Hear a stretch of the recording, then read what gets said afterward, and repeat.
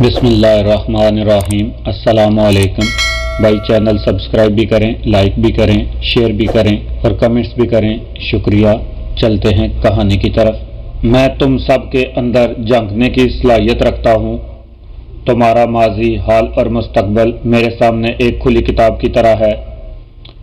اس کے بعد میں ان سب لوگوں کے ہمراہ اپنی حویلی سے نکلا۔ وہ سب دست بستہ مؤدب میرے پیچھے پیچھے چل رہے تھے۔ ان میں مائیکل بھی تھا۔ کوتوالی قریب ہی تھی۔ ہم سب بہت جلد کوتوالی تک پہنچ گئے۔ رستے میں لوگوں نے اس جلوس کو حیرت سے دیکھا۔ دیکھنے والے یہ نہ سمجھ پائے کہ کیا ماجرا ہے، اس لیے کہ میں ان سب کے آگے آگے اس طرح چل رہا تھا جیسے وہ سب میرے متحد ہوں، اور ان سب کا اندازہ بھی ایسا ہی تھا جیسے وہ کسی قابل احترام شخصیت کے ساتھ مؤدب چل رہے ہوں۔ یہ میری پہلی گرفتاری تھی۔ کتنی عجیب تھی یہ گرفتاری بھی۔ نہ ہاتھوں میں ہتھکڑیاں، نہ چہرے پر گرد و ملال، اور نہ سپاہیوں کی بے ادبیاں۔ میں کوتوالی میں داخل ہوا تو سامنے بنے ہوئے کمرے کے برآمدے میں ایک لئیم شئیم شخص کو بے چینی سے ٹہلتے ہوئے دیکھا۔ وہ انگریز ہی تھا، اور اس کے ہمراہ دو اور انگریز بھی تھے جن سے وہ کچھ باتیں کر رہا تھا۔ میں نے اندازہ لگایا کہ یہ لمبا تڑنگا شخص یقیناً جان ولیم ہے، اور اس کے ساتھ والے پیٹر اور سمتھ ہیں۔ پیٹر اور سمتھ میں سے ایک بہت پستہ قد اور گٹلے جسم کا مالک تھا۔ وہ قد میں جان ولیم کا آدھا تھا، اور جب جان ولیم کے ساتھ ساتھ چلتا تھا تو اس کی کمر تک پہنچتا تھا۔ اچانک جان ولیم کی نظر مجھ پر پڑی۔ اس نے دیکھا کہ میں بڑی شان سے، بے نیازی سے کوتوالی میں داخل ہو رہا ہوں، اور میرے پیچھے پیچھے بقایا لوگ مؤدب چل رہے ہیں، جن میں مائیکل بھی ہے۔ اب میں اس سے صرف چند گز کے فاصلے پر تھا۔ جان ولیم ایک دم چیخ پڑا، مائیکل، کیا میں نے ان احمقوں کے ساتھ اسی لیے تمہیں بھیجا تھا کہ تم بھی انہی کے ساتھ بے وقوف بن جاؤ؟ تم نے اس خطرناک مجرم کو ہتھکڑی کیوں نہیں پہنائی؟ میں تم سے جواب طلب کروں گا۔ بالکل سر، پستہ قد نے ہاں میں ہاں ملائی۔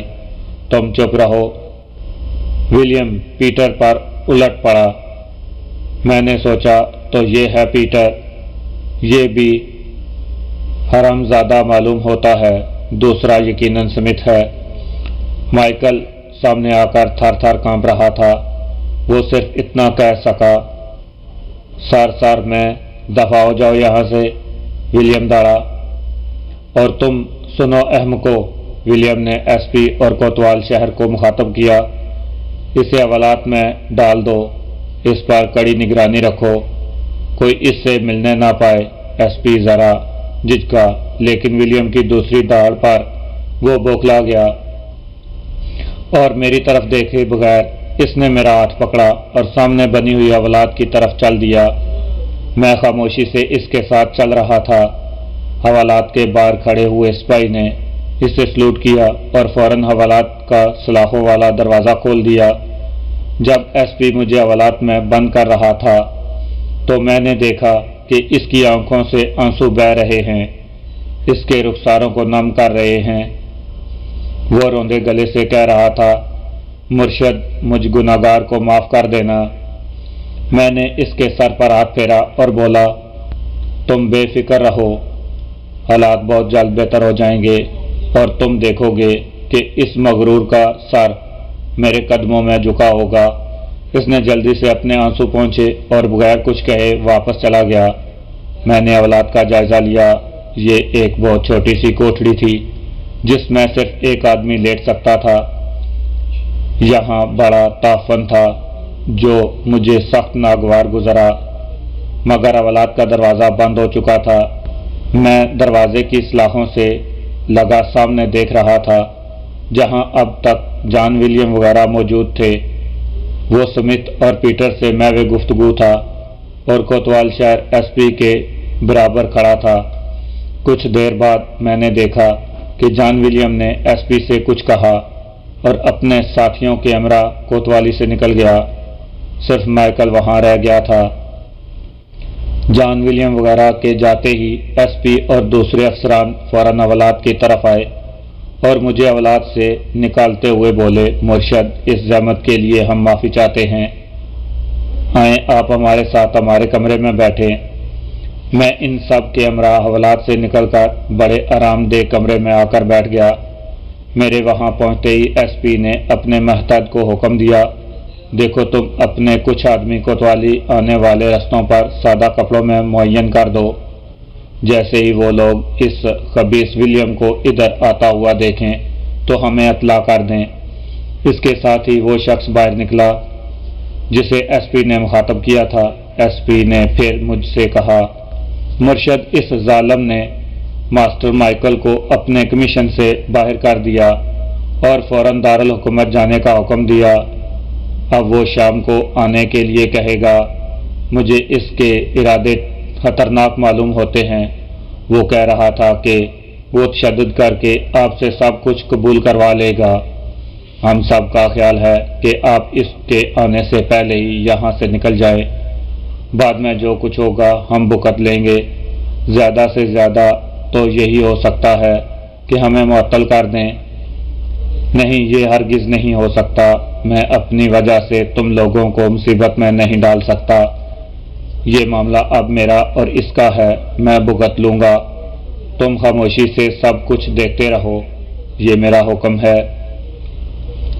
تم اس معاملے میں قطعی مداخلت نہیں کرو گے، مگر اس کے ارادے تو اس مرتبہ کوتوال شہر نے کہنا چاہا۔ نہیں، مگر میں نے اس کی بات کاٹ دی۔ کچھ نہیں، تم لوگ بس دیکھتے رہو کیا ہوتا ہے۔ آپ نہیں جاننا چاہتے، آپ نہیں جانتے وہ بہت ظالم ہوتا۔ اس مرتبہ ٹوٹی پھوٹی اردو میں مائیکل نے کہا، مسٹر مائیکل، میری خواہش ہے کہ شام تک تم بھی کسی بہانے رک جاؤ تاکہ خود اپنی آنکھوں سے اس کی بے بسی دیکھ سکو۔ میں نے مائیکل سے کہا، یہ نہیں ہو سکتا، وہ ہم کو فوراً جانے کا حکم بولا۔ اگر ہم نہیں جائے گا تو خیر تمہاری مرضی، بہرحال تم سن لو گے کہ اس کا کیا حشر ہوا۔ اس کے کچھ دیر بعد مائیکل ہم سے رخصت ہو کر چلا گیا۔ اسے دارالحکومت پہنچنا تھا۔ جاتے وقت اس نے ایس پی کی طرح میرے ہاتھ چومے تھے اور میں نے اس کے سر پر ہاتھ پھیر کر دعا دی۔ یہ سب لوگ ایک بڑی کوٹری میں اکٹھے ٹھہرے تھے اور اس وقت جان ولیم بھی وہیں گیا ہوگا۔ وہ حویلی یہاں سے بہت دور ہے، اس لیے آپ اطمینان سے بیٹھیں، وہ شام سے پہلے یہاں نہیں آئے گا، کوتوال نے کہا۔ پھر ایس پی سے بولا، کھانے کا وقت قریب ہے، میں گھر سے کھانا منگا لیتا ہوں، کیا خیال ہے؟ کھانا کھایا جائے، اس کی ضرورت نہیں، آج ہم تم دونوں کی دعوت کریں گے، بولو کیا کھاؤ گے؟ میں نے دونوں کی طرف دیکھ کر کہا۔ ایس پی نے کہا، نہیں مرشد، میں اپنے گھر سے کھانا منگوا لیتا ہوں، آپ اپنے اس خادم کو بھی تو خدمت کا موقع دیجیے۔ میں اس کی بات سن کر مسکرایا، مگر ہمیں تو بھوک بہت زور کی لگ رہی ہے، کیا تم 1 منٹ کے اندر کھانا منگا سکتے ہو؟ میری بات سن کر وہ لاجواب ہو گیا، یہ تو مرشد ہی کے بس میں ہے۔ اس نے سر جھکا کر کہا، تو پھر میری دعوت قبول کرو، عزت افزائی ہے مرشد کی۔ میں نے حمزاد کو طلب کیا اور اس سے بہترین کھانے لانے کو کہا، اور ساتھ ہی مجھے نہ جانے کیا شرارت سوجی کہ میں نے حمزاد سے کہا، سنو، وہ اپنے 30 مار خان جان ولیم اور اس کا حرامزادہ ساتھی پیٹر آج دوپہر کا کھانا نہ کھا سکیں۔ سمتھ کو تم معاف کر سکتے ہو، وہ میرا حکم سن کر چلا گیا، اور پھر چند ہی لمحوں میں ہم تینوں کے سامنے بہترین کھانے چنے ہوئے تھے۔ کھانا وغیرہ کھا کر میں نے پھر حمزاد کو طلب کیا اور اس سے جان ولیم کا حال معلوم کیا اور رخصت کر دیا۔ میں ایس پی کو بتا رہا تھا، تمہارا شیر سخت عذاب میں مبتلا ہے۔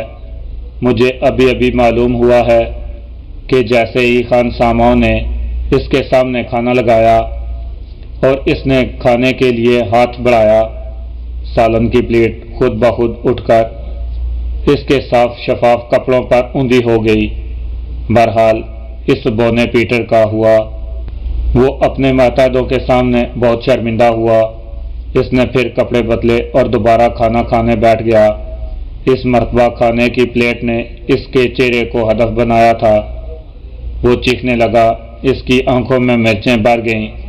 اب وہ اپنے بستر پر پڑا بھوک سے تڑپ رہا ہے۔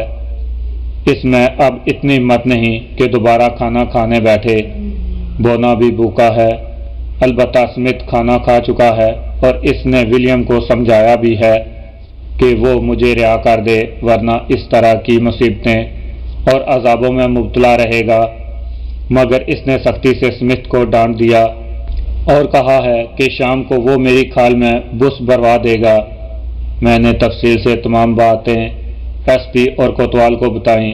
ان کے چہروں سے پتہ چلتا تھا کہ انہیں میری بات کا پورا یقین ہے۔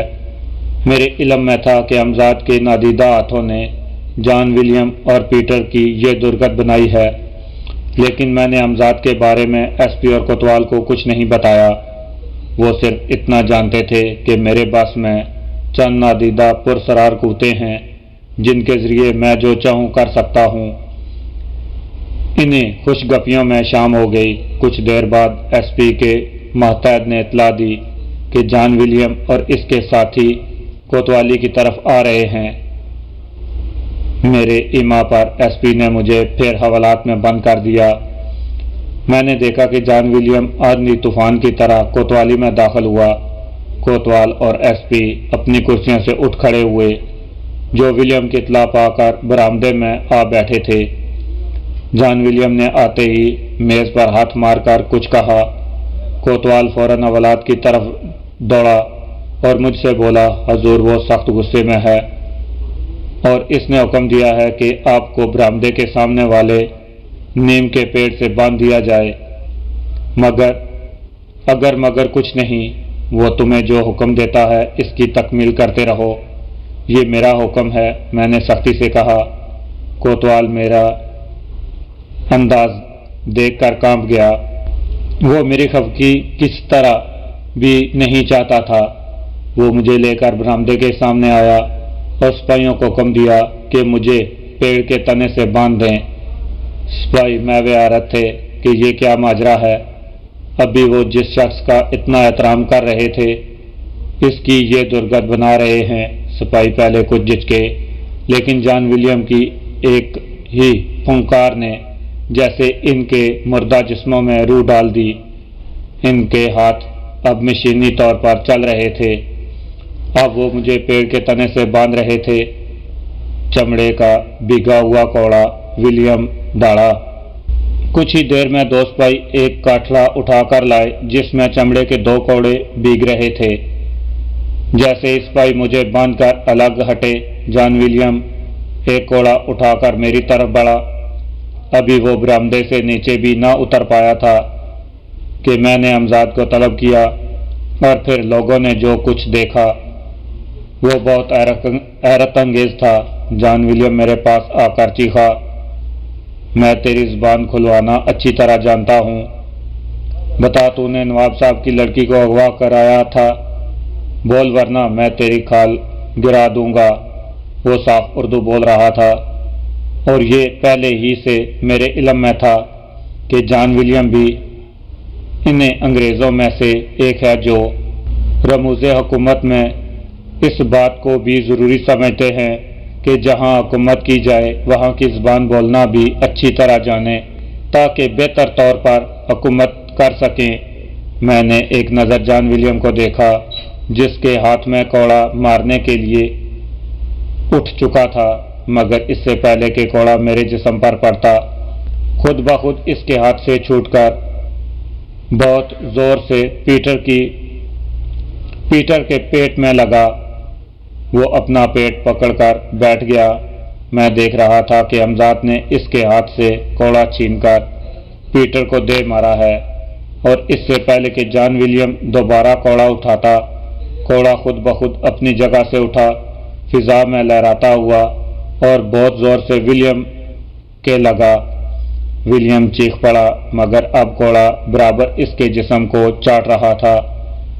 پھر لوگوں نے دیکھا کہ دوسرا کوڑا بھی جو نندا میں بھیگ رہا تھا خود بخود نندا سے نکل کر پیٹر پر برسنے لگا۔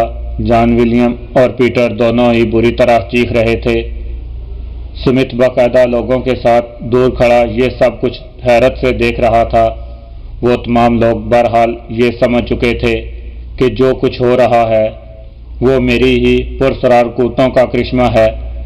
اچانک پیٹر پیٹتے پیٹتے بھاگ کھڑا ہوا۔ کچھ دور کوڑے نے اس کا تعاقب کیا اور پھر واپس نندے میں آ کر گر گیا۔ پیٹر کا رخ کوتوالی کے صدر دروازے کی طرف تھا۔ جان ولیم نے جب پیٹر کو اس عذاب سے بچ کر بھاگتے ہوئے دیکھا تو خود بھی اس طرف دوڑ پڑا۔ ایک مرتبہ گھبراہٹ میں پاؤں اپنے ہی لباس سے الجھ گیا اور وہ اوندے منہ گر پڑا۔ کوڑا اب بھی اس کی پیٹھ پر برس رہا تھا۔ وہ ایک دم بلبلا اٹھا اور چیختا ہوا کوتوالی سے باہر بھاگ گیا۔ کسی کو اتنا ہوش نہیں تھا کہ اس بات پر غور کرتا کہ جان ولیم اور پیٹر ہی کی پٹائی کیوں ہوئی جبکہ اسمتھ بھی اس کمیشن کا ممبر تھا۔ سب لوگ سیر زدہ تھے جیسے انہوں نے کوئی خواب دیکھا ہو۔ پھر اس سے پہلے کہ کوئی مجھے درخت سے کھولتا ہمزاد مجھ تک پہنچ گیا اور میری رسیاں کھولنے لگا۔ یہ نظارہ بھی ان سب کے لیے حیرت انگیز تھا۔ رسیاں خود بخود کھل رہی تھی۔ چند ہی لمحوں میں آزاد ہو گیا۔ برآمدے کی سیڑھیاں چڑھ کر میں ایس پی اور کوتوال کے قریب پہنچا تو جیسے انہیں ہوش آ گیا۔ ابھی میں ایس پی سے کچھ کہنے ہی والا تھا کہ اسمتھ میرے قدموں میں گر پڑا۔ وہ نہ جانے کیا کیا کہہ رہا تھا۔ میں نے جھک کر اسے اٹھایا اور تسلی دی۔ ہم تم سے بہت خوش ہیں نیک بچے، تمہارا دل روشن ہے۔ تم نے ہر ممکن طور پر اس شیطان کو سمجھانے کی کوشش کی کہ ہمارے اوپر سب کچھ روشن ہے۔ اب تم نے اس کا عبرتناک انجام دیکھ لیا۔ وہ ہمارے سامنے ایک حقیر کیڑے سے زیادہ اہمیت نہیں رکھتا۔ میں نے برآمدے میں پڑی ہوئی ایک کرسی پر بیٹھتے ہوئے کہا، لیکن ہم یہ بھی جانتے ہیں کہ ابھی اس مناسب سزا نہیں ملی۔ ہم جب چاہیں یہاں سے جا سکتے ہیں مگر ہم ایسا نہیں کریں گے اس وقت تک نہیں جب تک وہ شیطان خود ہمارے قدموں میں گر کر ہم سے معافی نہ مانگے۔ اگر ہم یہاں سے خود چلے گئے تو ہم جانتے ہیں کہ وہ اپنا غصہ تم لوگوں پر اتارے گا جو ہم نہیں چاہتے۔ پھر کیا حکم ہے مرشد؟ اس مرتبہ ایس پی نے کہا، ہم یہیں کوتوالی میں رہیں گے جب تک وہ دوبارہ نہ آئے۔ جو آپ کا حکم، میں آپ کے لیے بستر وغیرہ کا انتظام کر دوں گا۔ آپ یہیں میرے کمرے میں آرام فرمائیں۔ کوتوال بولا، نہیں، بستر وغیرہ رہنے دو، ہمیں صرف اپنے ہی بستر پر آرام کی نیند آتی ہے۔ وہ ضرور منگوا لیں گے۔ ویسے اگر آج رات تم جان ولیم اور پیٹر کا حشر دیکھنا چاہو تو چھپ کر اس حویلی میں داخل ہو جاؤ جہاں وہ لوگ ٹھہرے ہوئے ہیں۔ میں نے معنی خیز مسکراہٹ کے ساتھ ایس پی کی طرف دیکھتے ہوئے کہا۔ دوسری صبح ایس پی کوتوال کو گزرے ہوئے واقعات سنا رہا تھا اور میں خاموشی سے سب کچھ سن رہا تھا، اس لیے کہ میرے تو علم میں تھا کہ رات بھر حمزاد نے ولیم اور پیٹر کو تنگ کیا ہے اور سونے نہیں دیا۔ ایس پی کہہ رہا تھا، اس وقت رات کے تقریباً 12 بجنے والے تھے۔ جان ولیم کا لیمپ مدم جل رہا تھا۔ شاید اس نے سونے سے پہلے لیمپ کی لو نیچی کر دی تھی۔ پہلو کی کھڑکی کسی قدر کھلی ہوئی تھی جس سے لگا ہوا میں خاموشی کے ساتھ کمرے کے اندر دیکھ رہا تھا۔ ولیم کراتے ہوئے آخر سو گیا تھا، لیکن اس کے برابر والے کمرے میں پیٹر اب تک جاگ رہا تھا۔ میرے ساتھ اس وقت سمتھ بھی خاموشی سے کھڑا تھا۔ اچانک میں نے کسی کے زوردار سے ہنسنے کی آواز سنی۔ وہ ولیم کے کمرے سے آ رہی تھی۔ میں نے دیکھا کہ ولیم اس طرح بے خبر سو رہا تھا۔ پھر یہ آواز کہاں سے آ رہی تھی؟ میں ابھی سوچ ہی رہا تھا کہ کسی کی چیخ کی آواز سے ولیم بھی جاگ گیا۔ وہ کمرے کی چھت کی طرف حیرت سے گور رہا تھا۔ اس کی آنکھیں پھٹی کی پھٹی رہ گئیں۔ اب جو میری نظر اوپر اٹھی تو مجھے ایک دم چکر سا آ گیا۔ وہ منظر اتنا ہی حیرت انگیز تھا۔ چھت کے ساتھ فضا میں پیٹر الٹا لٹکا ہوا تھا، بلکہ لٹکا ہوا کہنا بھی غلط ہے، وہ فضا میں معلق تھا اور عین ولیم کے بستر کے اوپر معلق تھا۔ اس وقت اس کی آنکھوں سے آنسو بہہ کر ولیم کے بستر پر گر رہے تھے۔ پھر نہ جانے کیا ہوا کہ ایک دم زور زور سے ہنسنے لگا۔ یہ صورتحال بڑی